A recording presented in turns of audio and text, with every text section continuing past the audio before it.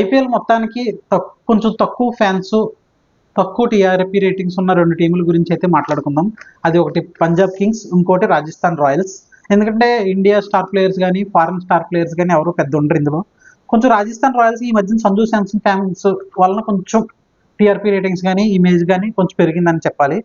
పంజాబ్ వాళ్ళైతే ఇద్దరు ప్లేయర్స్ని రిటైన్ చేసుకున్నారు. ఎందుకంటే ప్రీతి జింతాకి షాపింగ్ చేయడం అంటే చాలా ఇష్టం. ఎప్పుడు అందరినీ వదిలేస్తుంది, మొత్తం మళ్ళీ అందరినీ వరుసగా కొనుక్కుంటూ వస్తుంది. వాళ్ళైతే ఇద్దరు ప్లేయర్స్ని రిటైన్ చేసుకున్నారు. 5.5 కోట్లు పెట్టి శశాంక్ సింగ్ని, 4 కోట్లు పెట్టి ప్రభి-సిమ్రాన్ సింగ్ని. ప్రీతి జింతా ఖాతాలో 110.5 కోట్లు ఉన్నాయి. విచ్చలవిడిగా షాపింగ్ చేసుకోవచ్చు.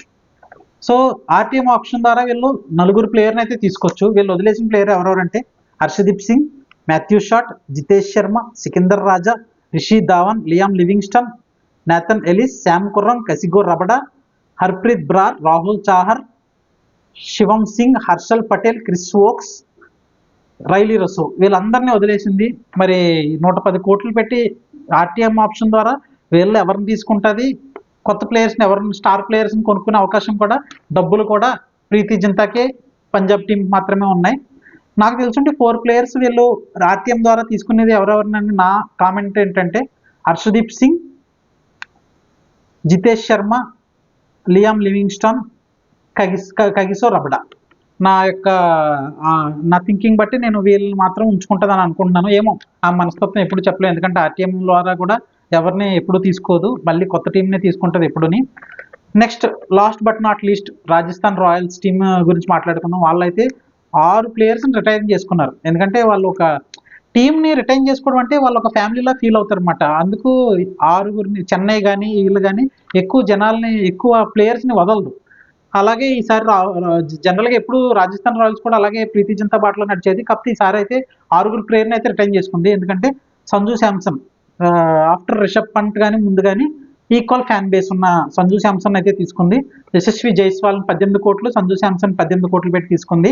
అలాగే రియాన్ పరాగ్, ధ్రువ్ జురెల్ని చెరో 14 కోట్లు పెట్టి రిటైన్ చేసుకుంది. Shimron Hetmyer middle order dashing batsmen 14 కోట్లు పెట్టి రిటైన్ చేసుకుంది. సందీప్ శర్మ ఎప్పటి నుంచో ఉన్నాడు, మంచి స్వింగ్. భువనేశ్వర్ కుమార్, తను ప్రవీణ్ కుమార్ ఆ టైప్లో స్వింగ్ వేసే బౌలర్లో సందీప్ శర్మ ఒకడు.